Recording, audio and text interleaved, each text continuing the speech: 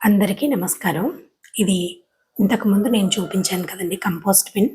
దీనిలో only kitchen waste, దేవుడికి వాడేటువంటి పూలు, తర్వాత కాసిని ఎండు ఆకులు ఇలాంటివి మాత్రమే వేస్తూ ఉంటాను.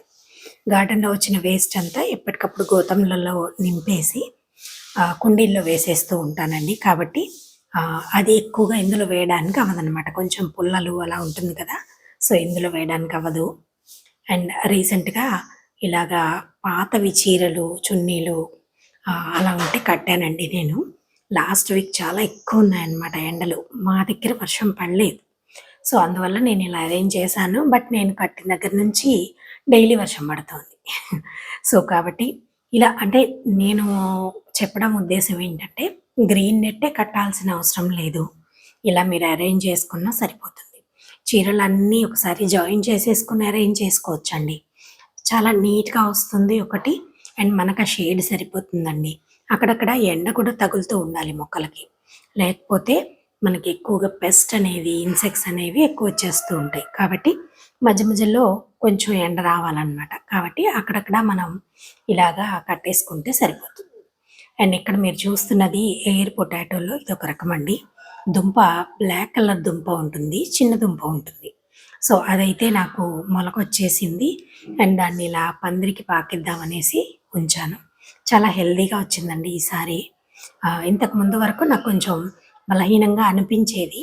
బట్ ఇప్పుడు బాగా స్ట్రాంగ్‌గా వచ్చింది. అండ్ ఎయిర్ పొటాటోలోనే ఇదొక రకం అండి. మనకి చూడ్డానికి పూర్తిగా బంగాళదుంపలానే ఉంటుంది. ఇది జర్మినేషన్ అనేది మొదలైంది లైట్‌గా.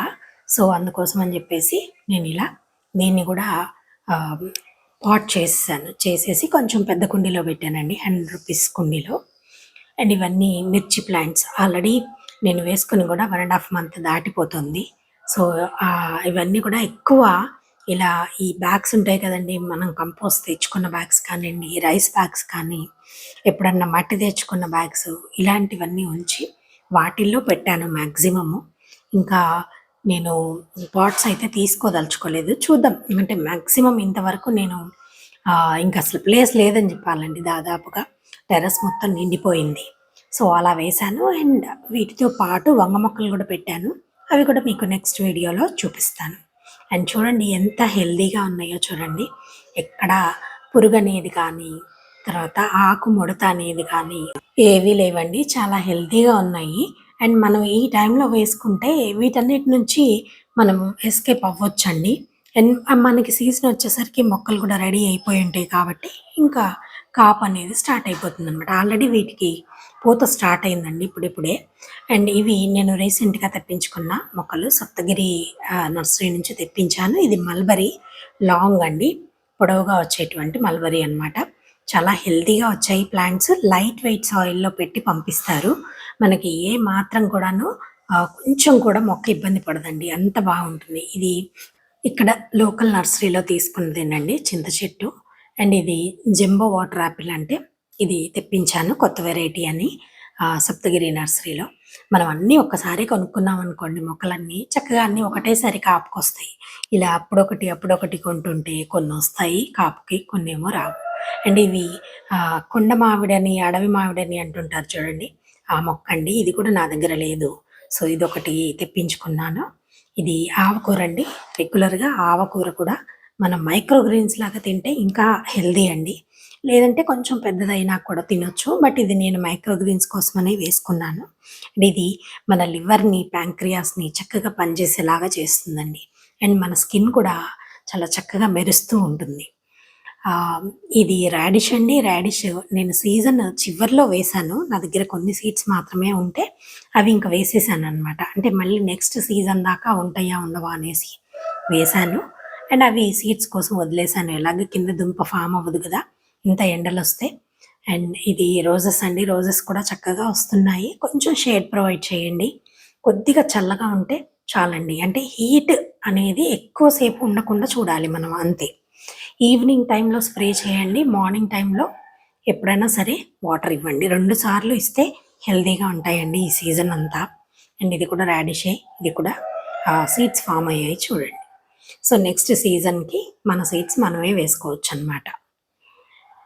అండ్ ఇందులో పాండ్ తీసుకున్నాను కదండీ! అందులో వాటర్ లిల్లీ పాండ్ పెద్దది ఏదైతే ఉందో దానిలో వేస్తే ఎక్కువ నత్తలొచ్చేస్తున్నాయి. అందుకోసం చిన్న వాటిల్లో వేశాను. అండ్ ఇది ఆహ్, వాక్కాయ అంటారు కదండీ! అది చక్కగా పూత స్టార్ట్ అయింది. కొంచెం పెద్ద కుండి చూసుకొని అందులో పెట్టుకోండి. ఇది కొంచెం కుండి పొడవు ఉండేలాగా చూసుకోండి. పొడవు, వెడల్పు ఉంటే మనకి ఇంకా ప్లస్ అవుతుంది. బట్ అట్‌లీస్ట్ కొంచెం పొడవున్నదన్నా పెట్టండి. ఎందుకంటే వీటికి ట్యాప్ రూట్ సిస్టమ్ ఉంటుంది కాబట్టి అది చక్కగా హెల్తీగా ఉంటుంది. అండ్ ఇది కమలా పళ్ళండి. ఇంతకుముందు కూడా నేనొక చిన్న వీడియో చేశాను. చక్కగా హెల్తీగా ఉన్నాయి పళ్ళు. ఇది నాకు ఫస్ట్ టైమ్ రావడం కాబట్టి నేను ఇప్పుడిప్పుడే మొక్క గురించి నేర్చుకుంటున్నాను. నేర్చుకున్నాక దాని సీజన్ కానియండి, ఎలా పెంచాలి, ఏంటి ఇవన్నీ నేను మళ్ళీ మీకు ఎక్స్‌ప్లెయిన్ చేస్తాను. ఈ లాస్ట్ టైమ్ వచ్చింది కానీ నిలబడలేదు. సో, ఇప్పుడు నిలబడ్డాయి కాయ. ఇది అంజూర్ అండ్ ఇది సపోటా అండి. ఇంతకుముందు కూడా మీకు చూపించాను కదా! బనానా సపోటా అని. కొంచెం పొడవుగా వస్తాయన్నమాట సపోటాలు. ఇది ఇదే నాకు మొదలండి. లాస్ట్ టైము కాయ వచ్చింది. ఒక సర్టెన్ సైజ్ వరకు పెరిగి తర్వాత రాలిపోయాయన్నమాట. ఈసారి మటుకు చాలా ఎక్కువొచ్చింది పూత. అండ్ కాయలు కూడా నిలబడ్డాయండి. సో, ఓహ్! అంటే మనకి ఇయర్ బై ఇయర్ నడుస్తున్న కొద్దీ మొక్కలు ఆహ్, బలాన్ని పుంజుకొని చక్కగా మనకి ఫ్రూటింగ్‌నిస్తాయి. అండ్ ఇది 2 స్ట్రాబెర్రీలండి. ఈ స్ట్రాబెర్రీలని కొంచెం ఎండ తప్పించి లోపలికి చల్లగా ఉండేలాగా పెట్టాను. ఇది సీమ చింతకాయలంటారు కదా! ఆహ్, ఆహ్, ఆ సీమ చింత చెట్టండి. ఎప్పటినుంచో కోరికనమాట ఇది పెట్టుకోవాలి అని. అండ్ ఇది ఒక రూ. 50 టబ్‌లో పెట్టాను. చూడండి ఎంత బాగుందో. ఆల్మోస్ట్ 5 ఫీట్ పైనే ఉందండి. నియర్లీ 6 ఫీట్ అనమాట మొక్క. అండ్ ఇది జీహెచ్ఎంసీ వాళ్ళు ఇచ్చినటువంటి నిమ్మ మొక్క అండి. ఇది కూడా చక్కగా హెల్తీగా పెరుగుతుంది. చాలా చిన్న కుండీలో పెట్టాను. అయినా సరే ఎన్ని కొమ్మలొచ్చాయో చూడండి. అండ్ ఇది ఆనియన్ రెడ్ డిసెంబర్ ఫ్లవర్స్ చూస్తున్నారు కదా! మీరు రెగ్యులర్‌గా నా వీడియోస్ చూసే వాళ్ళకి తెలుస్తుందిది. ఇంకా పూలైతే వస్తున్నాయి. అండ్ అన్నీ కూడా సీడ్స్ ఫార్మ్ అయిపోయాయి చూడండి. నెక్స్ట్ మన సీడ్స్ లిస్ట్‌లో ఇది కూడా ఉంటుంది. బోలెడన్ని సీడ్స్ అండి. ఈ ఒక్క కుండీలోనే ఎన్ని సీడ్స్ ఉన్నాయో చూడండి. చూసారా? ప్రతి ఒక్క పువ్వు కూడా అలా సీడ్‌లాగా మారుతుందండి. అంటే మనం కోస్తే రాదు. బట్ పువ్వు మొక్కకే వదిలేసామంటే చక్కగా ఇలా సీడ్ ఫార్మ్ అయిపోతుంది. అండ్ ఇక్కడ మీరు చూసినట్టయితే పీస్ లిల్లీ ఇది కూడా చక్కగా వస్తున్నాయండి పూలు. కానీ ఈ ఎండకి మాడిపోతున్నాయన్నమాట. ఆల్రెడీ ఇది షేడ్‌లోనే ఉందండి. ఎక్కువ సేపు రాదు ఎండ. జస్ట్ ఆ వేడి మాత్రమే ఉంటుంది. అయినా సరే ఇలా మాడిపోతున్నాయి.